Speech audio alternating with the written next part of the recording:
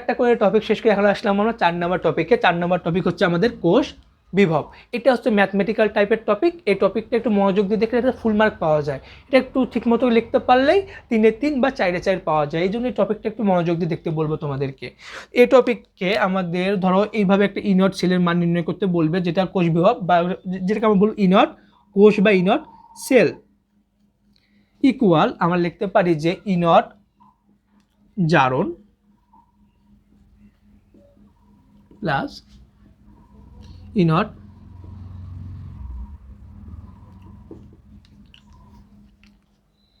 তোমরা তোমাদের বইয়ের মধ্যে দেখতে পারবা যে জারণের পরিবর্তে দেওয়া আছে তোমার ই অ্যানোড অক্স আর দেওয়া আছে হলো বিজারণের পরিবর্তে ই ক্যাথোড রেড।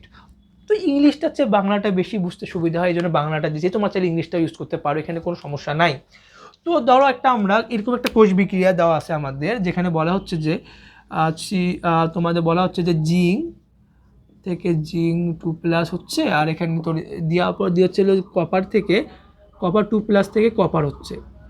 আমরা জানি ভালোভাবেই যে এই আমাদের কোষ বিক্রিয়ার এই দুটা টানের এদিকে যেটা থাকবে সেটা হচ্ছে আমাদের জারণ, আর দুটো টানের এদিকে যেটা থাকবে ওটা হচ্ছে বিজারণ। তার মানে যদি এরকম আমাদের একটা বিক্রিয়া দিয়ে বলা হয় যে এটা জারণ বিজারণের মান নির্ণয় করো, বা আমাদের বলা হয় যে এটার কোষ বিভবের মান নির্ণয় করো, তখন আমরা এই যে জারণের পরিবর্তে লিখবো কি ই ZN বাই ZN 2+ দিব হলো ই CU 2+ বা CU।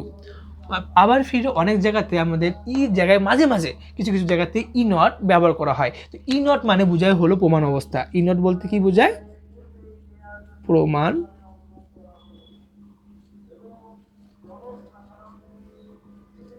মানে প্রমাণ অবস্থায় তড়িৎ দ্বারা আমাদের ই নট দ্বারা বোঝানো হয়। এখানে তোমার চাপ থাকবে হলো 1 ATM, তারপর তাপমাত্রা থাকবে 25°C। আর এইরকম অবস্থাকে বলে অপমান অবস্থা। তো আমরা এই প্রমাণ অবস্থা অপমান অবস্থায় ম্যাথগুলো করবো সবগুলা। এই ম্যাথের আরও কিছু কিছু টার্ম যেগুলো আমাদের জানতে লাগবে। কোনো কিছু জারণ লাগবে আমাদের জিঙ্গার লাগবে জারণ, কিন্তু ওরা দেওয়া হচ্ছে বিজারণ। তখন আমরা কি করব ভাইয়া?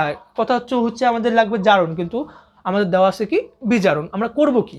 তখন আমরা জারণকে কীভাবে বিজারণে কনভার্ট করব সেটা এখন দেখব আমরা। দেখো, যদি কোনো কিছু জারণ মান দেওয়া আছে, মনে রাখবা ই জারণ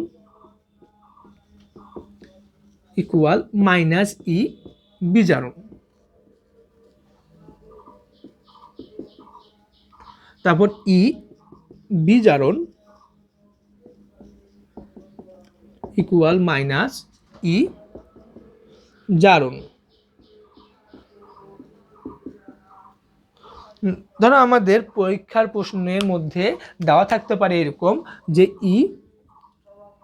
ই ZN থেকে ZN 2+ বা জেড থেকে আসলো ZN, এটার বিভবের মান দেওয়া আছে -0.76 ভোল্ট। প্লাস চার্জ ছিল, মানে ইলেকট্রনের ঘাটতি ছিল, এখানে ইলেকট্রন ঘাটতি নাই। তার মানে এখানে ইলেকট্রন কী করছে? গ্রহণ করছে। আমরা এখানে কী মান দেওয়া আছে? বিজারণের মান দেওয়া আছে। কিন্তু আমাদের লাগবে কিসের মান? জারণের মান। তো আমরা জারণের মান কীভাবে নির্ণয় করবো? জাস্ট বিজারণের মানকে আমরা মাইনাস দ্বারা গুণ করবো। তো মাইনাস দ্বারা গুণ করলে কী হয়? আমাদের ZN থেকে ZN 2+ যেতে গেলে মাইনাস দ্বারা গুণ করতে লাগে, মাইনাস দ্বারা গুণ করলে একটা প্লাস হয়ে যাবে, তাও 0.76 ভোল্ট হবে। বুঝলাম? কি বুঝলাম আমরা? যদি ই নট জারণের মান দেওয়া থাকে, ই জারণের মান যদি দেওয়া থাকে, আমাদের এখানে বিজারণের মান দেওয়া আছে, আমাদের জোর কি লাগবে? জারণের মান। তো এটা কী করবো? মাইনাসটাকে আমরা পরিবর্তন করে দেবো, তো প্লাস হয়ে যাবে। যদি এইভাবে আমাদের কপারের দেখো মান দেওয়া থাকতে পারে এমন যে CU থেকে CU 2+, মানে আমাদের CU থেকে আসতেছে CU 2+, মানে দুটো ইলেকট্রন ত্যাগ করতেছে। মানে অবশ্যই তাহলে যে এখানে যে মানটা দেওয়া আছে বলে কিসের মান হবে? বিজারণ না জারণ বিভবের মান দেওয়া আছে। এটা কিসের কোন বিভবের মান দেওয়া আছে? জারণ বিভবের মান। কিন্তু আমাদের লাগবে কি বিভবের মান? বিজারণ বিভবের মান লাগবে আমাদেরকে। যেহেতু বিজারণ বিভবের মান আমাদের লাগবে, এর জন্য এটাকে জাস্ট আমরা পরিবর্তন করব, CU 2+ লিখবো, এখানে লিখবো CU 2+, এখানে লিখবো কি CU। তাহলে আমরা পাচ্ছি এখানে কি জারণ মান। তো এইটা মান দেওয়া আছে, তো এইটা থেকে এই মান আনতে গেলে জাস্ট এখানে কি দেবো? একটা মাইনাস চিহ্ন দ্বারা গুণ দেবো। তো হচ্ছে 0.04 ভি। কি বিজারণ বিভবের মান। এটা এই সূত্রটা একটু আমরা আয়ত্ত করার চেষ্টা করবো। এই সূত্র আয়ত্ত করতে পারলে আমরা সবগুলো ম্যাথ করতে পারবো। তো আস্তে আস্তে দেখো আমরা ম্যাথমেটিক্যাল করতে করতে সূত্রটা আমাদের একদম ইজি করে ফেলবো, যেটাকে বলে জল ভাত বা দুধ ভাত। আমরা পুরো সূত্রটা কী করে ফেলবো, দুধ ভাত করে ফেলবো। তো আমাদের একটা ম্যাথ নিয়ে আমরা আবার ঘুরে ফিরে ওই আমাদের পাত্রের মধ্যে আসতে লাগবে। পাত্রগুলোর মধ্যে আসি। এরকম একটা পাত্র যদি আমরা আট করবো নাকি নিজে নিজে, আমরা এরকম যদি একটা পাত্র দেওয়া থাকে, পাত্রের ভিতরে দ্রবণ থাকবে, আর ধরো এখানে দ্রবণ আছে, দ্রবণ, আর এটা হচ্ছে আমাদের পাত্র। এরকম টাইপের যদি ম্যাথ দিয়ে বলা হয় যে আমাদের কোষ বিভব নির্ণয় করো, তাহলে আমাদের এখানে 4টা শর্ত ফলো করতে হবে। 4টা শর্ত ফলো করতে পারলে আমরা ম্যাথটা ইজিলি করতে পারবো। প্রথম যে শর্ত হবে, যেটা পাত্র সর্বদা তাই অ্যানোড হবে। আর অ্যানোডে কি হয়, অ্যানোডে বিজারণ না জারণ বিক্রিয়া সম্পাদিত হয়, জারণ বিক্রিয়া সম্পাদিত হয়।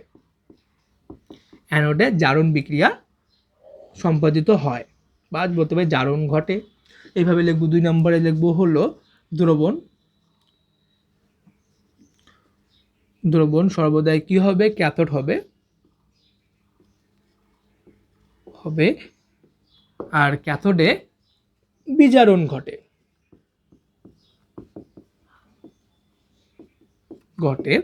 আমাদের 3 নম্বর কথা হচ্ছে গিয়ে, এটা মোস্ট ইম্পর্টেন্ট কথা, যেটা আমাদের প্রশ্নের মধ্যে চাই, যে ই সেল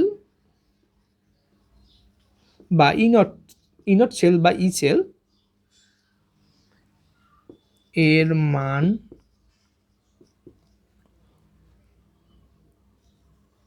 ধনাত্মক হলে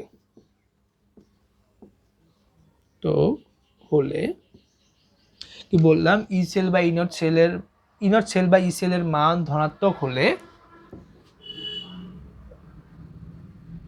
বিক্রিয়া সচল থাকবে,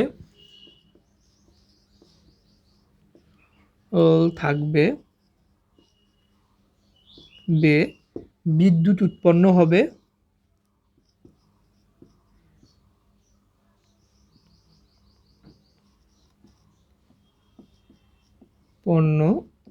হবে, এবং পাত্র ক্ষয়প্রাপ্ত হবে।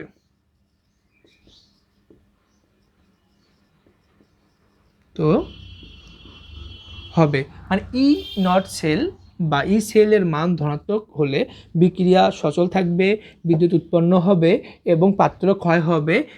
এবং বা এখানে লিখতে একটা টপিক অ্যাড করতে পারি যে সংরক্ষণ করা যাবে না। ওই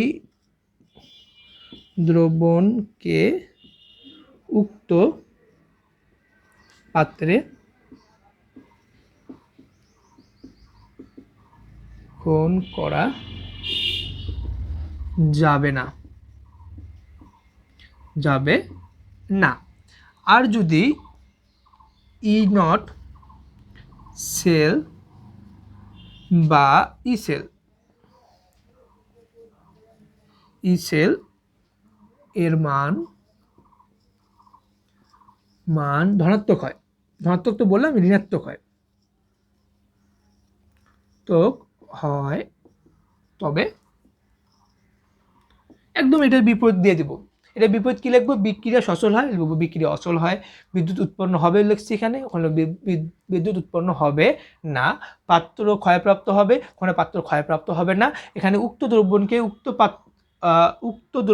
ওই দ্রব্যকে উক্ত পাত্রে সংরক্ষণ করা যাবে না, কিন্তু এখানে যাবে, এখানে সংরক্ষণ করা যাবে। এখানে তোমার বিদ্যুৎ উৎপন্ন হবে না, এখানে পাত্র ক্ষয়প্রাপ্ত হবে না, এখানে বিক্রিয়া সচল হবে না। জাস্ট এটা কি মনে রাখবো, উল্টা। কি মনে রাখবো, উল্টা। জাস্ট একটা মনে রাখবো, অটোমেটিক আরেকটা হয়ে যাবে। তো আমাদের কয়টা একটা সত্য, টোটালি 4টা সত্য। প্রথম সত্য হচ্ছে পাত্র সর্বদা অ্যানোড হবে, অ্যানোডে কি ঘটবে, জারণ ঘটবে। দ্বিতীয় সত্য হচ্ছে দ্রবণ সর্বদা ক্যাথোড হবে, ক্যাথোডে কি ঘটবে, বিজারণ ঘটবে। ইনট সেল বা ই সেল এর মান ধনাত্মক হবে এবং বিক্রিয়া সচল থাকবে, বিদ্যুৎ উৎপন্ন হবে এবং পাত্র ক্ষয়প্রাপ্ত হবে। মানে ইনটের মান ধনাত্মক হলে কি হচ্ছে, ইনটের মান ঋণাত্মক হলে কি হচ্ছে। এই জাস্ট এই দুটো আমাদের টার্ম মনে রাখতে হবে। উপর দুটো আমাদের বিক্রিয়ার ক্ষেত্রে লাগবে, এই দুটো আমাদের অ্যান্সারের ক্ষেত্রে লাগবে। তো এখন আমরা কি যাই, বিক্রিয়ার মধ্যে যাই। তো এখন আমরা ম্যাথের মধ্যে যাই। প্রথমত আসি ম্যাথ। ধরো এখানে আমাদের প্রশ্ন হতে পারে এরকম যে এমন একটা আমাদের পাত্র দেওয়া হচ্ছে, পাত্র এটা কি আমাদের একটা পাত্র, যেটা হলো অ্যালুমিনিয়ামের পাত্র, এটা দ্রবণ দেওয়া আছে। দ্রবণটা হচ্ছে কি আমাদের ম্যাঙ্গানিজ সালফেটের, এবং এখানে আমাদের দুইটারই জারণ বিভবের মান দেওয়া আছে। এটা হচ্ছে 1.66, এটা 1.18 বিভব দেওয়া আছে। আমাদের প্রশ্ন হতে পারে এরকম দুইটা প্রশ্ন করি আমরা এখানে। 1 নম্বর প্রশ্ন হলো কোষ বিক্রিয়া, যেটা আমরা 6 বাদ দিলাম, কোষ বিক্রিয়া। 1 নম্বর প্রশ্ন হচ্ছে আমাদের ই সেল এর মান নির্ণয় করো। আর আমাদের 2 নম্বর প্রশ্ন এখান থেকে হতে পারে যে পাত্রটি ক্ষয়প্রাপ্ত হবে কি। প্রথম প্রশ্ন কি, ই নট সেলের মান নির্ণয় করো। দ্বিতীয় প্রশ্ন হলো পাত্রটি ক্ষয়প্রাপ্ত হবে কি। আমরা দুটো প্রশ্ন একসাথে অ্যান্সার করব যে ই সেলের মান নির্ণয় করো। আমরা ই সেলের মানে সূত্র জানি, সূত্র বসাবো, আমাদের ম্যাথ হয়ে যাবে। তো শুরু করি সূত্রটা দিয়ে। প্রশ্ন দুটো মিশিয়ে দিচ্ছি। প্রথমত আমাদের এখানে অবশ্যই অ্যানোড আর ক্যাথোডের বিক্রিয়া দেখাতে লাগবে। শর্টকাটে বিক্রিয়াটা দেখে দেই। আমরা এটার ক্ষেত্রে পড়ছিলাম, আমরা কোন ধাতু সিরিজের দিক তাকাবো না, আমরা 4টা সত্য পড়ছি। প্রথম সত্য কি, এখানে কে হবে অ্যানোড, যে থাকবে হলো পাত্র। কে হবে ক্যাথোড, যে থাকবে দ্রবণে। আমাদের অ্যানোড হচ্ছে এখানে অ্যালুমিনিয়াম, তো লিখবো আমরা অ্যানোড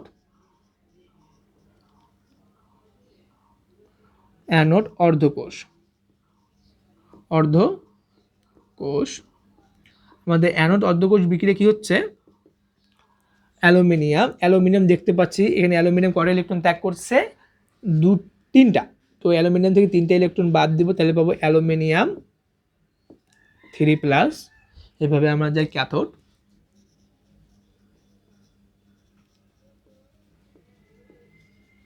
অর্ধকোষ, ক্যাথোড অর্ধকোষে যে আমরা কি দেখতেছি, ম্যাঙ্গানিজ কয়টা ইলেকট্রন গ্রহণ করবে, 2টা ইলেকট্রন গ্রহণ করবে। 2টা ইলেকট্রন গ্রহণ করার পর আমাদের ম্যাঙ্গানিজ দেখাচ্ছে হলো Mn।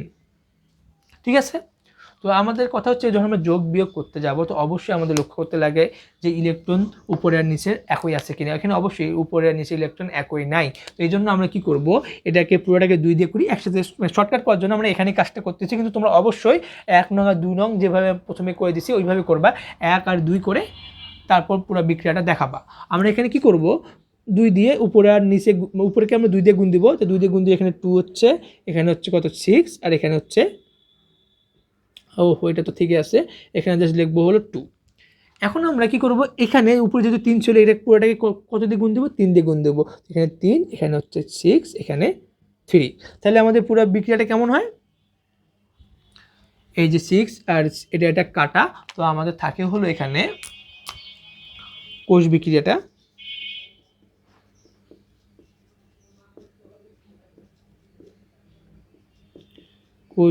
থাকে হলো আমাদের 2টা অ্যালুমিনিয়াম, 3টা ম্যাঙ্গানিজ আয়ন, 2টা অ্যালুমিনিয়াম প্লাস 3টা ম্যাঙ্গানিজ। ঠিক আছে।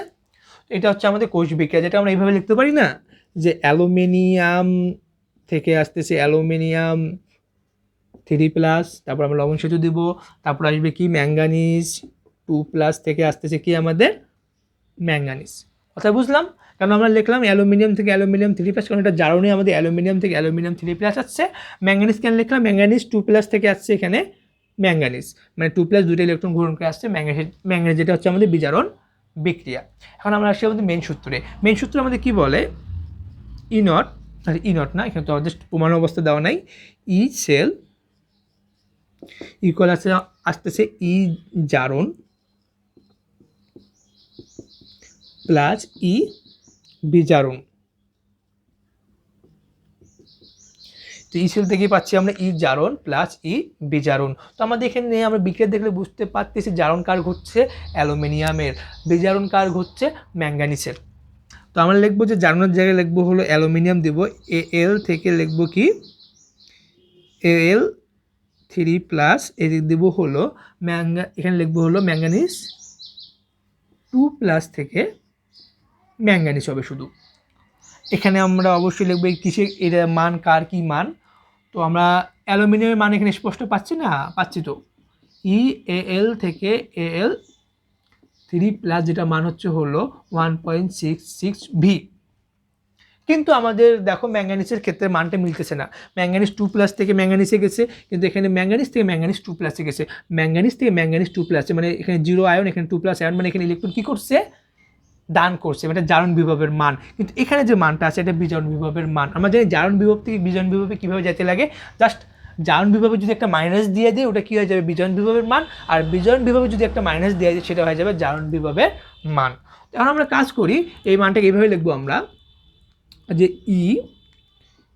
Mn2+ থেকে Mn লিখলাম। তো যেহেতু এখানে জারণ বিভব দেওয়া আছে, আমরা বিজারণ বিভবের মান লিখতেছি, এর জন্য এখানে জাস্ট একটা মাইনাস চিহ্ন দিয়ে দেবো। তাহলে হচ্ছে 1.18 ভোল্ট। মানটা লিখে দিই আমরা এখানে পুরোপুরিভাবে। তো পুরোপুরিভাবে মানটা লিখলে আমরা পাচ্ছি হলো 1.66 মাইনাস 1.18 ভি, মানে 1.18 ভোল্ট। টোটালি মানটা কী হচ্ছে এটার, ব্যাখ্যা করে দিলাম ফির। টোটালি মানটা এটা বিয়োগ করলে 18 থেকে 66 বাদ দিলে কত হচ্ছে আমাদের, এদিকে 8 বার, তো হচ্ছে 0.48 ভোল্ট। তো আমাদের টোটালি মানটা কি হচ্ছে 0.48 ভোল্ট। তাও তো E0 ছেলে মান এখানে কি পাইলাম, ধনাত্মক পাইলাম। যদি E0 ছেলে মান আমরা ধনাত্মক পাই, তখন আমরা কি বলছিলাম, E0 ছেলে মান ধনাত্মক পাইলে বিক্রিয়া সচল হবে, বিদ্যুৎ উৎপন্ন হবে, পাত্র ক্ষয়প্রাপ্ত হবে, আর পাত্রতে সংরক্ষণ করা। তো আমরা 2 নম্বর প্রশ্নের মধ্যে কী চাইছিলাম, পাত্রটি ক্ষয়প্রাপ্ত হবে কিনা। তো অবশ্যই E0 ছেলে মান যেহেতু ধনাত্মক, অতএব পাত্রটি ক্ষয়প্রাপ্ত হবে। এখানে লিখবো যে যেহেতু E0 সেল এর মান ধনাত্মক, তাই পাত্রটি ক্ষয় প্রাপ্ত হবে। এটা আমাদের অ্যান্সার। তো আমরা হবে, আমরা একটু প্রশ্নটাকে একটু রিভাইজ করার চেষ্টা করি। প্রথমত আমাদের এই দুইটা জিনিস দেওয়া ছিল, পাত্র দ্রবণ, আর দুইটা মান দেওয়া ছিল। দ্রবণের ধাতুর জারণ মান আর পাত্রের জারণ মান দেওয়া ছিল। দেওয়া থাকার পর আমাদেরকে প্রশ্ন করা হয়েছিল দুইটা। প্রথম প্রশ্নটা কী ছিল, যে আমাদের E0 না ই সেলের মান নির্ণয় করতে বলা হয়েছিল। আর দ্বিতীয় প্রশ্ন ছিল হলো পাত্রটি ক্ষয়প্রাপ্ত হবে কিনা সেটা জানতে চাইছিল।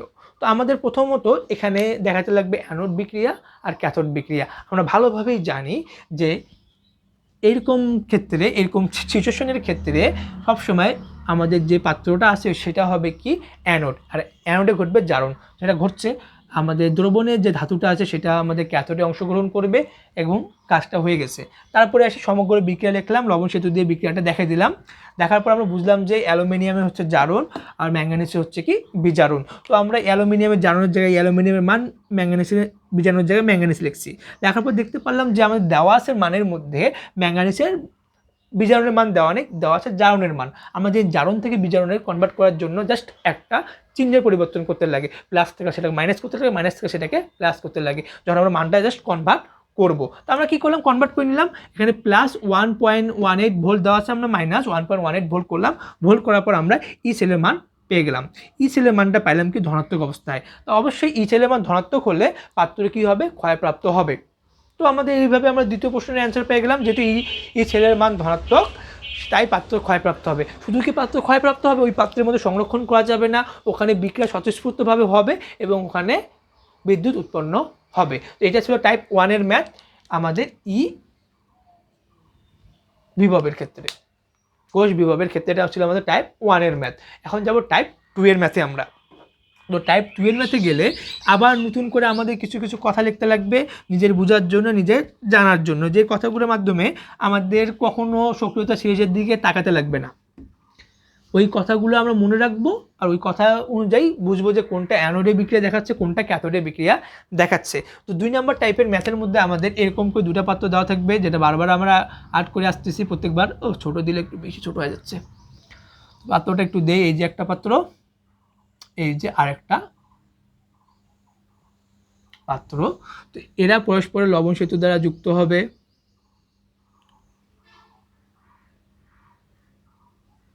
একটু পাতলা হয়ে গেল লবণ সেতুটা। তারপরে এখানে দিব হলো আমরা যা একটা কোষ দিয়ে দিলাম, কেমন করে হোক। কোষ দেওয়ার পর এটাতে পানি দ্বারা পরিপূর্ণ করি।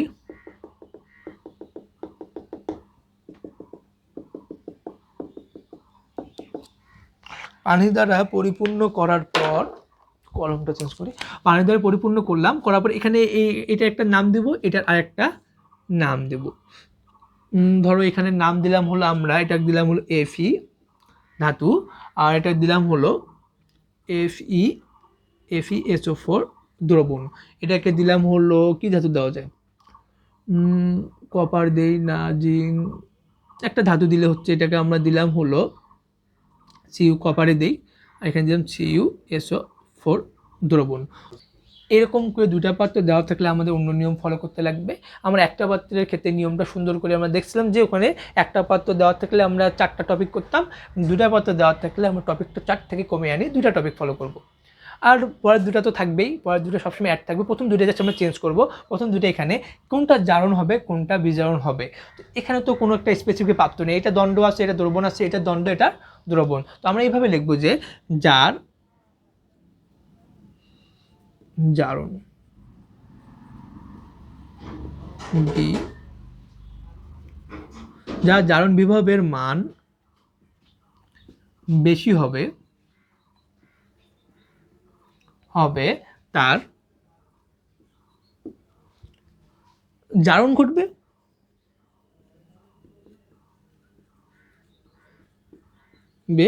এবং সে অ্যানোডে থাকবে।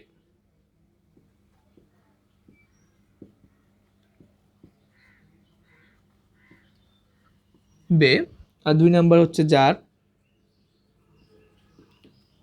বিজারণ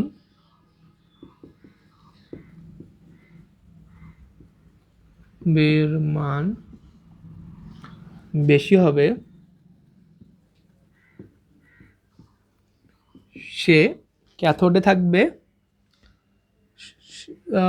বিজারণ বেশি হবে, সে ক্যাথোডে থাকবে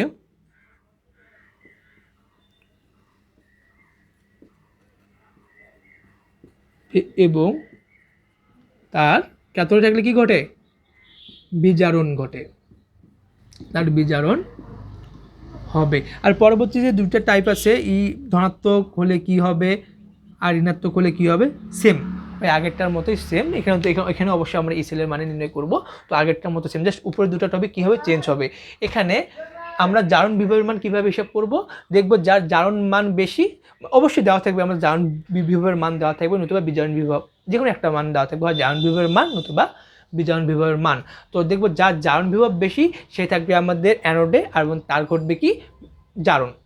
আর যার বিজারণ বিভবের মান বেশি হবে সে থাকবে ক্যাথোডে, আর তার ঘটবে কি, বিজারণ, মানে সেই ইলেকট্রন কি করবে, অবশ্যই গ্রহণ করবে। তারপর ই সেলের মান যদি পজিটিভ হয় তাহলে আমাদের আগের মতো যা যা যা বলছিলাম তাই হবে। আর ই সেলের মান ঋণাত্মক হলে পজিটিভের বিপরীতে কাজ করবে। ঠিক আছে, আর আমরা একটা ম্যাথের মধ্যে যাই, এই ম্যাথ দিয়ে করি। আমাদের প্রশ্নের মধ্যে অবশ্যই কি করবে, এই দুটার মান দেওয়া থাকবে, যে আমাদের ধরো এই দুটার মান দিল, এই সাইডে উঠে দিচ্ছি একটু, এই সাইডে না, মাঝখানে নিচে লিখি। আমাদের ই ধরলাম, ই কি দেওয়া আছে, Cu2+ থেকে Cu, আর আমাদের Fe2+ থেকে Fe। এই মান দুটো হচ্ছে গিয়ে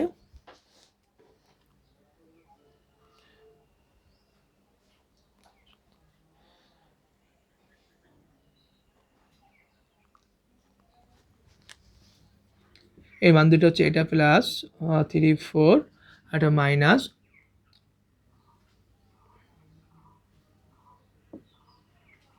0.80,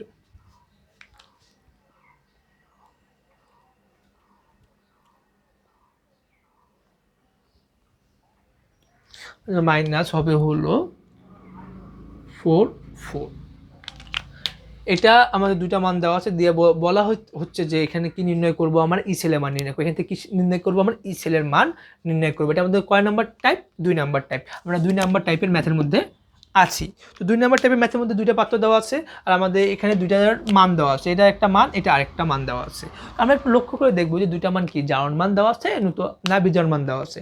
দেখো এখানে 2+ থেকে সিউ হচ্ছে, তার মানে এখানে আয়ন কি হচ্ছে, আমার প্লাস আয়নের মান কমতেছে। তার মানে এটা কিসের মান? বিজারণের মান। এখানে দেখো প্লাস আয়নের মান কমতেছে, 2+ থেকে 0-তে গেছে, তার মানে প্লাস আয়নের মান কমছে। তার মানে এটাও কিসের মান? বিজারণের মান। তো দুইটাই হচ্ছে আমাদের বিজারণের মান। যাতে কার বিজারণ মান বেশি? এখানে দেখা পাচ্ছে যে আমাদের কপারের বিজারণের মান বেশি। তার মানে 2 নম্বর নিয়মটা দেখবো। এখানে কপারের যেহেতু বিজারণ মান বেশি, তার মানে এখানে কপারে কি ঘটবে? বিজারণ ঘটবে।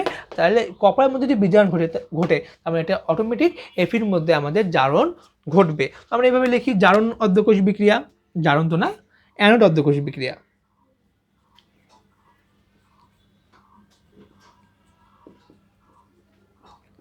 কোষ বিক্রিয়া।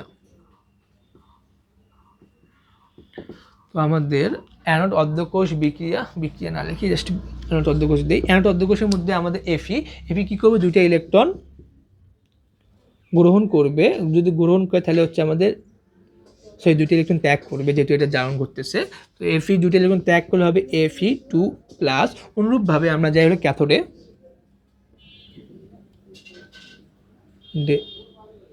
ক্যাথোড অর্ধকোষ।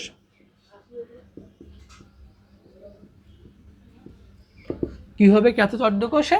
আমাদের Cu2+ দুইটা ইলেকট্রন গ্রহণ করে পরিণত হবে হলো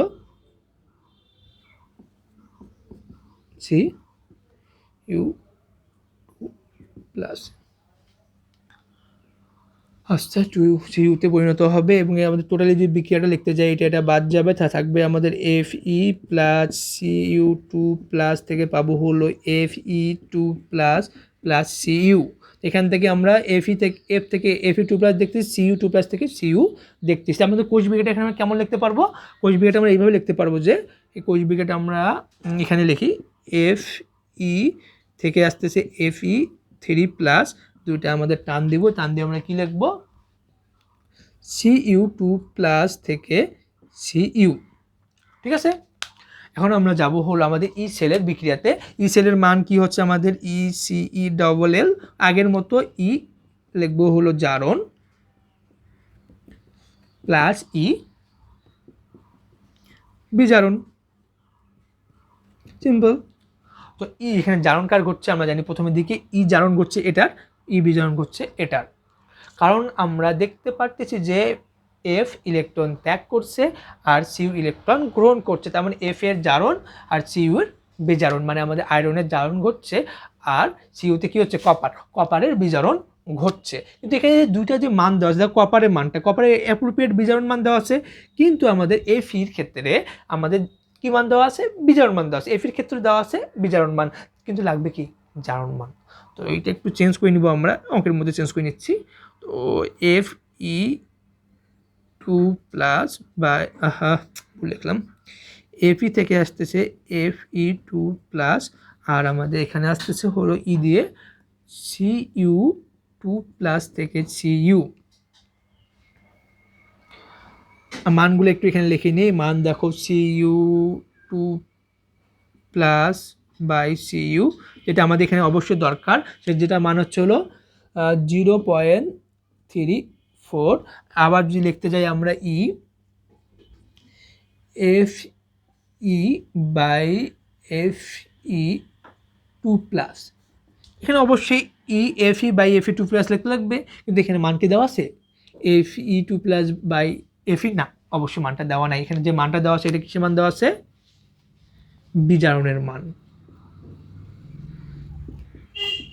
মানটা দেওয়া আছে বিজারণে, কিন্তু আমাদের লাগবে কিসের? জারণে, কারণ এটা জারণ ঘটাইছে। এই জন্য মানটা জাস্ট আমরা কি একটু চেঞ্জ করে নেব, কি জাস্ট এখানে মাইনাস দ্বারা গুণ করবো। মাইনাস দ্বারা গুণ করলে কি হচ্ছে? 0.44। তো এই মানটা পাচ্ছি, এই মানটা পাবো। এখন আমরা যাই বিক্রিয়ার মধ্যে, বিক্রিয়ার মধ্যে গেলে আমরা লিখবো হলো 0.44 প্লাস 0.34। তার মানে মান আমাদের কত আসছে? যোগ করলে হচ্ছে গিয়ে 0.78 ভোল্ট। তারপরে আমাদের ই সেলের মান কি আসতেছে 0.78 ভোল্ট। এখানেও আমাদের যেহেতু ই সেলের মান ধনাত্মক তাই পাত্রটি ক্ষয়প্রাপ্ত হবে, পাত্রের মধ্যে কিছু রাখা যাবে না। সাপোজ যদি আমাদের ই সেলের মান ঋণাত্মক টাইপের কিছু একটা আসতো, তখন আমরা কি লিখতাম যে ই সেলের মান ঋণাত্মক, অর্থাৎ পাত্র ক্ষয়প্রাপ্ত হবে না, ওই পাত্রের মধ্যে জিনিসটাকে সংরক্ষণ করা যাবে। এরকম আরও অনেক টাইপের ম্যাথ আছে যেগুলো আমরা বোর্ড কোশ্চেন সমাধান করার সময় দেখব। তো আমাদের এই টপিকগুলো শেষ, জাস্ট আমাদের 3টা টপিক বাকি, যার মধ্যে আরেকটা দুইটাতেই সূত্র, একটা নাস্টকের সমীকরণ, তারপর একটা হলো আমাদের ফ্যারাডের সূত্র, তারপর বোর্ড প্রশ্নের সমাধান। তো বোর্ড প্রশ্ন সমাধানের জন্য একটা সেপারেট ভিডিও হবে, তো পরবর্তী ভিডিওর মধ্যে আমরা নাস্টকের সমীকরণ আর ফ্যারাডের সূত্র নিয়ে আলোচনা করার চেষ্টা করব। হয়তোবা এটা আরও 2টা ভিডিও করতে পারি, কারণ এটা একটু বিশদ ধারণা লাগবে, তো তোমাদের বুঝতে যেভাবে সুবিধা হয় ওইভাবে করানোর চেষ্টা করব। দেখি তোমার লাস্টে বোঝানোগুলো একটু অগোছালো হচ্ছে, আর একটু